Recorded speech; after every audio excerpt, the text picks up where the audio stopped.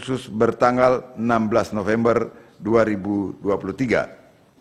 1.3 Perorangan warga negara Indonesia, nama Harjo Winoto, pekerjaan advokat, alamat Revenue Tower 19th floor, Sudirman Central Business District or SCBD, District 8, Jakarta, Indonesia.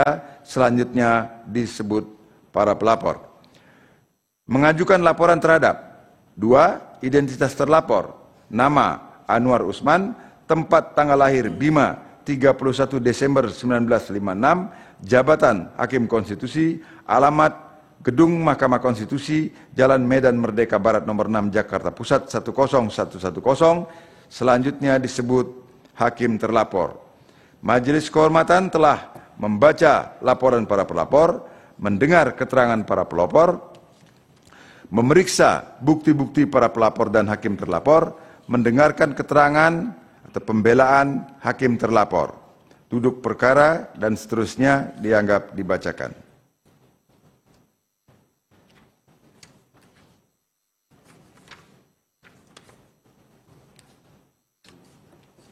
Siapa?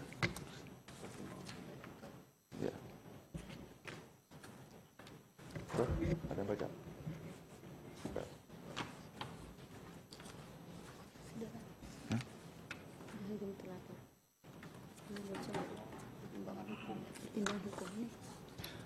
Baik, saya lanjutkan. Pertimbangan hukum dan etika. Menimbang bahwa sebelum mempertimbangkan pokok-pokok laporan, Majelis Kehormatan terlebih dahulu akan menguraikan mengenai kewenangan Majelis Kehormatan dan kedudukan hukum pelapor sebagai berikut. Kewenangan Majelis Kehormatan dianggap dibacakan. Kedudukan hukum pelapor, menimbang bahwa berdasarkan pasal 1 angka 8 Jungto pasal 15 ayat 1 PMK 1/2003 dianggap dibacakan. Menimbang bahwa oleh karena Majelis Kehormatan berwenang untuk memeriksa dan memutus laporan akuo dan para pelapor memiliki kedudukan hukum untuk mengajukan laporan, selanjutnya Majelis Kehormatan akan mempertimbangkan pokok-pokok laporan para pelapor sebagai berikut. Pertimbangan Majelis Kehormatan dalam pokok laporan 5.5. Menimbang setelah memeriksa secara seksama laporan dan keterangan pelapor serta alat-alat bukti sebagaimana telah diuraikan pada bagian duduk perkara, terdapat dua hal yang pada dasarnya merupakan satu kesatuan yang tidak terpisahkan yang oleh Majelis Kehormatan dipandang relevan untuk dipertimbangkan, yaitu 1. Apakah tindakan hakim terlapor yang menggelar konferensi pers sebagai bentuk sanggahan dan keberatan atas sanksi etik dalam putusan Majelis Kehormatan nomor 2/MK/L/2023 yang dijatuhkan kepada hakim terlapor melanggar Sabta Karsa Utama? Dan 2. Apakah gugatan hakim terlapor ke Pengadilan Tata Usaha Negara dianggap sebagai tindakan tidak menerima putusan Majelis Kehormatan nomor 02 MK/L/2023 sehingga bertentangan dengan Sabta Karsa Utama. 5.6. Menimbang bahwa sebelum Majelis Kehormatan mempertimbangkan lebih lanjut berkenaan dengan dalil-dalil pelapor, Majelis Kehormatan mempertimbangkan sebagai berikut. 5.6.1 bahwa oleh karena pentingnya keberadaan kode etik dan perilaku hakim konstitusi atau Sabta Karsa Utama sebagaimana halnya dengan kode etik dan perilaku hakim pada umumnya berlaku secara universal, maka sebelum mempertimbangkan kedua hal tersebut sebagaimana diuraikan pada prinsip paragraf 5.5 di atas, Majelis Kehormatan memandang perlu untuk menjelaskan relevansi bahkan keniscayaan dan keberadaannya dalam kaitannya dengan keberadaan kode etik dan perilaku hakim konstitusi. 5.6.2 bahwa keberadaan kode etik dan perilaku hakim konstitusi atau Sabta Karsa Utama tidak dapat dilepaskan, bahkan merupakan syarat yang tidak dapat ditiadakan, conditio sine qua non dari amanat yang sekaligus merupakan kebutuhan konstitusional untuk menghadirkan sosok-sosok pengemban jabatan hakim konstitusi yang dalam dirinya dipersyaratkan harus melekat integritas, kepribadian yang jujur, tidak tercela, negarawan yang menguasai konstitusi dan ketatanegaraan, serta tidak merangkap sebagai pejabat negara. Sebagaimana secara eksplisit diuratkan dalam pasal 24C ayat 5 Undang-Undang Dasar 1945 dengan amanat dan sekaligus kebutuhan konstitusional sebagaimana diamatkan oleh pasal 24C ayat 5 UUD 1945 tersebut, maka dalam diri seorang hakim konstitusi yang dituntut oleh konstitusi bukanlah semata-mata kepakarannya dalam bidang konstitusi dan ketatanegaraan, melainkan juga kepribadian, sikap, dan perilaku etisnya dalam mengemban jabatan yang dipercayakan kepadanya. Dalam konteks itu pula seharusnya titik tolak pemahaman diletakkan dalam menjawab pertanyaan mengapa seleksi terhadap hakim konstitusi dilakukan dengan melibatkan 3 organ konstitusi, yaitu DPR, Presiden, dan Mahkamah Agung, yang dalam gagasan negara modern merepresentasikan pemegang 3 kekuasaan utama dalam negara. 5.6.3 bahwa beratnya persyaratan yang dilekatkan pada sosok yang mengemban jabatan hakim konstitusi sebagaimana diuraikan dalam pertimbangan pada subparagraf 5.6.2 di atas secara rasional merupakan tuntutan kebutuhan yang tak terhindarkan, karena hakim konstitusi adalah pilar utama sekaligus ruh Mahkamah Konstitusi. Sementara Mahkamah Konstitusi tidak lain adalah pengawal konstitusi dan sekaligus penafsir konstitusi yang penafsirannya atau yang dituangkan atau tercermin dalam putusan-putusannya mengikat seluruh warga negara dan penyelenggara negara. Sebagai pengawal dan penafsir konstitusi, Undang-Undang Dasar 1945, Mahkamah Konstitusi diberi kewenangan besar untuk mengadili dan memutus pada tingkat pertama dan terakhir yang putusannya bersifat final, menguji undang-undang terhadap Undang-Undang Dasar, memutus sengketa kewenangan lembaga negara dan kewenangannya diberikan oleh Undang-Undang Dasar, memutus pembubaran partai politik, serta memutus perselisihan tentang hasil pemilihan umum, pasal 24C ayat 1 Undang-Undang Dasar 1945. Selain itu, Mahkamah Konstitusi juga diwajibkan memberikan putusan atas pendapat DPR mengenai dugaan pelanggaran oleh Presiden dan atau Wakil Presiden menurut Undang-Undang Dasar pasal 24C ayat 2 Undang-Undang Dasar 1945. Fungsi mengawal dan menafsirkan konstitusi itu hanya akan berjalan dengan baik manakala Mahkamah Konstitusi mendapatkan kepercayaan penuh dari rakyat. Sementara itu kepercayaan penuh rakyat hanya akan didapat manakala sosok-sosok yang memegang jabatan hakim konstitusi bukan hanya benar-benar mumpuni dalam penguasaan konstitusi dan ketatanegaraan, melainkan juga benar-benar sikap dan perilakunya menunjukkan ketaatan terhadap kode etik dan perilaku hakim konstitusi atau Sabta Karsa Utama. Bukan hanya tak kalah memeriksa dan memutus perkara, melainkan juga dalam kehidupan sehari-harinya di tengah-tengah masyarakat. 5.6.4 bahwa mengingat penting dan mendasarnya makna keberadaan kode etik dan pedoman perilaku hakim konstitusi atau Sabta Karsa Utama sebagaimana diuraikan dalam pertimbangan pada subparagraf 5.6.2 dan 5.6.3 di atas tidaklah berlebihan jika dikatakan bahwa kode etik dan perilaku hakim konstitusi atau Sabta Karsa Utama secara esensial adalah ibarat konstitusi etik bagi hakim konstitusi. Sebagai konstitusi etik sebagaimana dilayaknya konstitusi yang memiliki kedudukan mendasar dan fundamental bagi hakim konstitusi, bukan sekedar pajangan formalitas yang nir makna dan esensi. Karena itu Sabta Karsa Utama harus benar-benar internalkan atau mendarah daging dalam kepribadian setiap hakim konstitusi, sebab tanpa internalisasi demikian dapat dipastikan hakim konstitusi tidak akan berhasil meraih kepercayaan dan dukungan masyarakat yang merupakan kebutuhan mutlak bagi pentaatan dan efektivitas putusan-putusan Mahkamah Konstitusi. Manakala kepercayaan dan dukungan masyarakat tidak berhasil diraih, secara esensial, hakim konstitusi sesungguhnya telah gagal memerankan dirinya sebagai pilar utama dan ruh Mahkamah Konstitusi. Apabila kegagalan demikian berlanjut tanpa ada upaya serius untuk menanggulanginya, di antaranya dan terutama, namun bukan satu-satunya, melalui tindakan penegakan etik dan perilaku oleh lembaga atau perangkat yang diwewenang untuk itu, sebagaimana yang saat ini berada di tangan Majelis Kehormatan. Menurut penalaran yang wajar, fungsi Mahkamah Konstitusi sebagai pengawal dan penafsir konstitusi tidak akan berjalan sebagaimana yang diharapkan oleh logika desain ketatanegaraan menurut Undang-Undang Dasar 1945. 5.7 Menimbang bahwa setelah mempertimbangkan substansi mendasar berkenaan dengan keberadaan kode etik dan perilaku hakim konstitusi serta keniscayaan kehadiran Majelis Kehormatan dalam konteks itu sebagaimana diuraikan pada paragraf 5.6 di atas.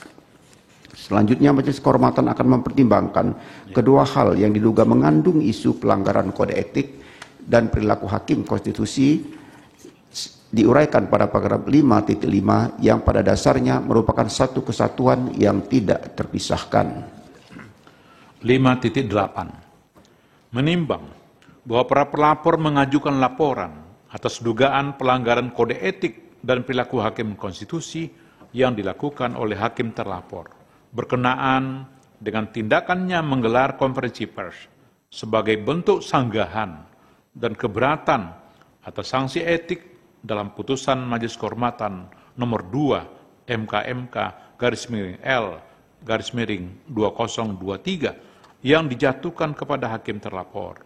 Ditambah keberatan atas bentuk sanksi pelanggaran etik yang diterimanya juga mendorong hakim terlapor untuk mengajukan gugatan tata usaha negara ke Pengadilan Tata Usaha Negara Jakarta terhadap keputusan Mahkamah Konstitusi Republik Indonesia nomor 17 tahun 2023 tentang pengangkatan Ketua Mahkamah Konstitusi masa jabatan 2023-2028 bertanggal 9 November 2023. Terhadap kedua tindakan dan peristiwa yang oleh pemohon didalilkan sebagai pelanggaran kode etik dan perilaku hakim konstitusi tersebut, Majelis Kehormatan mempertimbangkan sebagai berikut. 5.8.1 bahwa Majelis Kehormatan perlu membaca kembali transkrip konferensi pers hakim terlapor serta memperhatikan dengan seksama rekaman pernyataan hakim terlapor dalam konferensi pers yang menjadi fakta atas dugaan pelanggaran kode etik dan perilaku hakim konstitusi yang dilaporkan oleh para pelapor. Majelis Kehormatan menemukan bahwa pernyataan yang disampaikan hakim terlapor, baik secara tersirat maupun tersurat, menunjukkan gelagat dan sikap bahwa hakim terlapor tidak dapat menerima putusan Majelis Kehormatan nomor 2 MK/L/2023. Pokok pernyataan yang disampaikan hakim terlapor merupakan sanggahan dan bantahan atas proses maupun isi putusan, maka Majelis Kehormatan termasuk bentuk sanksi yang dijatuhkan kepadanya. Sikap tidak dapat menerima putusan Majelis Kehormatan tersebut setidaknya tercermin dalam beberapa pernyataan yang diantaranya dianggap telah dibacakan. 1, 2, 3. Majelis Kehormatan memandang tidak perlu untuk menilai secara satu demi satu dari seluruh pernyataan yang disampaikan hakim terlapor dalam konferensi pers dimaksud, apakah mengandung unsur-unsur yang patut diduga melanggar kode etik dan perilaku hakim konstitusi sebagaimana tertuang dalam Sabta Karsa Utama, dan sebagaimana pula dijadikan dalil dugaan pelanggaran kode etik dan perilaku hakim konstitusi oleh para pelapor dalam laporannya. Hal yang menurut Majelis Kehormatan menjadi perhatian utama adalah sikap tidak dapat menerima atau legowo atas putusan Majelis Kehormatan nomor 2 MK/L/2023 yang ditujukan oleh hakim terlapor dengan menggelar konferensi pers. Dalam konferensi pers tersebut, hakim terlapor secara terbuka menyampaikan kepada publik yang diliput oleh berbagai media, khususnya perihal keberatannya mengenai prosedur beracara, pertimbangan Majelis Kehormatan, dan sanksi. Berdasarkan substansi konferensi pers dan cara hakim terlapor menyampaikannya, tampak nyata bahwa hakim terlapor bukan hanya tidak menerima putusan Majelis Kehormatan nomor 2 MK/L/2023, melainkan juga membuat pernyataan yang menggambarkan bahwa pembentukan Majelis Kehormatan merupakan bahagian dari skenario untuk menjatuhkan kehormatan dan martabat hakim terlapor.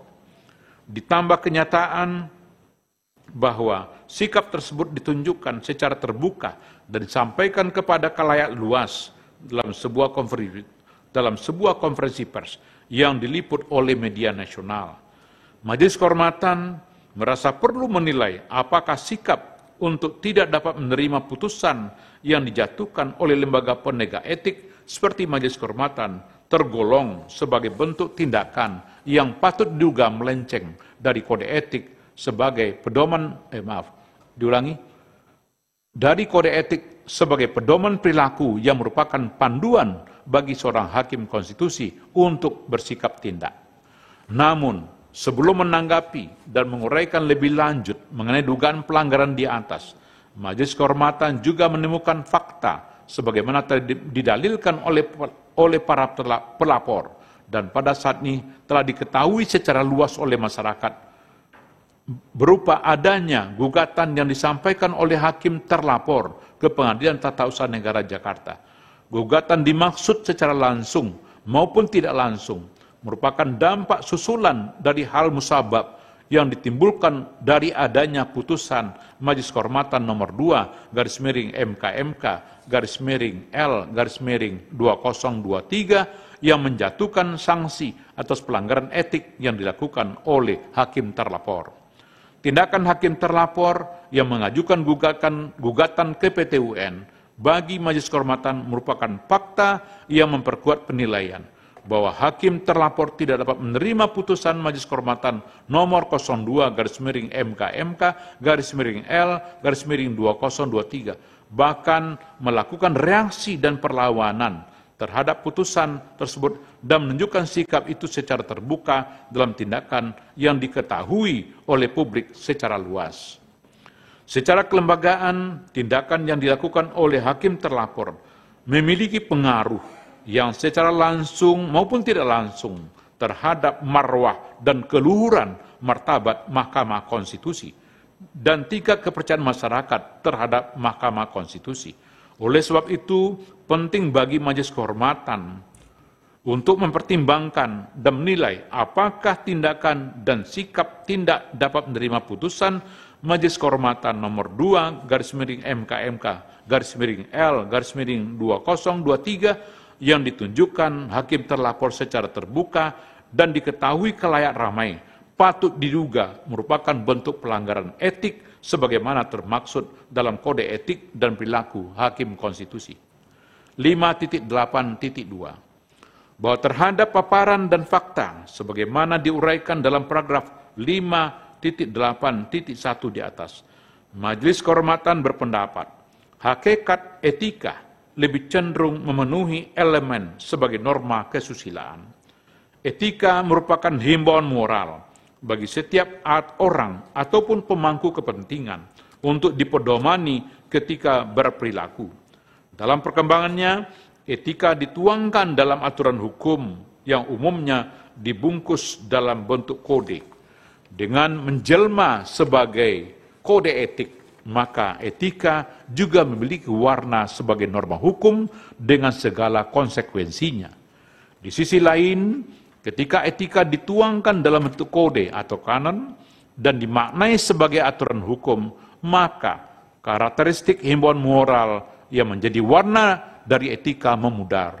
Kode etik bergeser menjadi susunan aturan yang digunakan untuk menakut-nakuti agar tidak terkena sanksi. Padahal sebagai panduan moral, etika seharusnya dipegang sebagai rambu-rambu untuk berperilaku baik. Dalam perkembangannya dewasa ini, kode etik yang dimaknai sebagai aturan hukum menuntut adanya upaya penegakan. Imbasnya dibutuhkan perangkat oleh lembaga yang difungsikan untuk menegakkan kode etik. Selain itu, perangkat dan lembaga dimaksud juga dilengkapi dengan kewenangan untuk menjatuhkan sanksi agar kode etik itu ditaati dan tidak menjadikan kode etik sekedar sebagai macan kertas belaka. Namun demikian, sanksi dalam pelanggaran etik tidak boleh diartikan semata-mata dan serta-merta layaknya pemidanaan sebagai bentuk pembalasan atau retributif dan pemberi efek jera. Sanksi dalam pelanggaran etika memiliki nuansa panduan moral yang menuntut kesadaran atau konsistensi pelaku pelanggaran etika untuk kembali menaati rambu-rambu yang ditetapkan dalam pedoman perilaku dalam konteks penegakan kode etik bagi hakim. John Hastings dalam kurung 1964 pernah mewanti-wanti, telah dibacakan dan juga dianggap diterjemahkan. Berdasarkan uraian di atas, apabila dikaitkan dengan dugaan pelanggaran yang dilakukan oleh hakim terlapor, Majelis Kehormatan menemukan kejanggalan dalam sikap yang tidak dapat diterima. Saya ulangi, yang tidak dapat menerima putusan Majelis Kehormatan nomor 2/MK/L/2023 sebagaimana ditunjukkan oleh hakim terlapor. Dalam konteks hakim terlapor, sanksi yang dijatuhkan Majelis Kehormatan dalam putusan akuo tidak bisa serta-merta dimaknai sebagai bentuk pembalasan setimpal atas pelanggaran etika yang dilakukannya. Sanksi dimaksud tidak boleh dan sekaligus tidak dapat dimaknai dalam konteks pemidanaan, melainkan harus diletakkan dalam maknanya sebagai panduan moral agar hakim terlapor tidak menyimpang dan kembali berpegang pada prinsip-prinsip kode etik dan perilaku hakim konstitusi. Dibutuhkan kesadaran pribadi untuk dapat meresapi makna sanksi yang dijatuhkan atas pelanggaran etika yang dilakukan hakim terlapor. Apabila kemudian muncul pertanyaan perihal sanksi yang dijatuhkan tidak seimbang dan setimpal dengan bentuk pelanggaran etika yang dilakukan, maka perlu dipahami bahwa kedudukan sebagai hakim menuntut dirinya, menuntut diri pribadinya untuk senantiasa memegang teguh prinsip-prinsip kode etik dan perilaku hakim konstitusi. Sebab kedudukan sebagai hakim, terlebih hakim konstitusi, memaksa dirinya untuk menerapkan standar moral tertinggi, the highest moral standard, sehingga benar-benar mencerminkan harapan ideal hakim sebagai wakil Tuhan di bumi. Sebagaimana ditegaskan dalam prinsip kepantasan dan kesopanan butir penerapan angka 1 dan angka 2 Sabta Karsa Utama, yaitu hakim konstitusi harus menghindari perilaku dan citra yang tidak pantas dalam segala kegiatan sebagai abdi hukum yang terus-menerus menjadi pusat perhatian masyarakat. Hakim konstitusi harus menerima pembatasan-pembatasan pribadi yang mungkin dianggap membebani dan harus menerimanya dengan rela hati serta bertingkah laku sejalan dengan martabat mahkamah. Oleh karena itu, kejanggalan sikap hakim terlapor dengan menyampaikan bantahan yang menunjukkan adanya keengganan untuk mematuhi putusan Majelis Kehormatan in casu putusan nomor 2/MK/L/2023 dalam pandangan Majelis Kehormatan merupakan bentuk pelanggaran terhadap prinsip-prinsip kode etik dan perilaku hakim konstitusi. Dampak lain yang ditimbulkan akibat dari sikap hakim terlapor demikian adalah turunnya citra dan wibawa Mahkamah Konstitusi di mata masyarakat. Padahal, sebagaimana diuraikan pada paragraf 5.5 di atas, kepercayaan dan dukungan masyarakat merupakan kebutuhan mutlak bagi penataan dan efektivitas putusan-putusan Mahkamah Konstitusi. 5.9 menimbang bahwa berdasarkan seluruh pertimbangan hukum dan etika di atas berkenaan dengan tindakan hakim terlapor yang menggelar konferensi pers berkaitan dengan putusan Majelis Kehormatan nomor 2/MK/L/2023 dan mengajukan gugatan ke Pengadilan Tata Usaha Negara Jakarta terhadap keputusan Mahkamah Konstitusi nomor 17 tahun 2023, padahal keputusan Mahkamah Konstitusi dimaksud adalah untuk melaksanakan putusan Majelis Kehormatan nomor 2/MK/L/2023. Majelis Kehormatan berpendapat bahwa hakim terlapor telah ternyata terbukti melanggar prinsip kepantasan dan kesopanan butir penerapan angka 1 dan angka 2 Sabta Karsa Utama.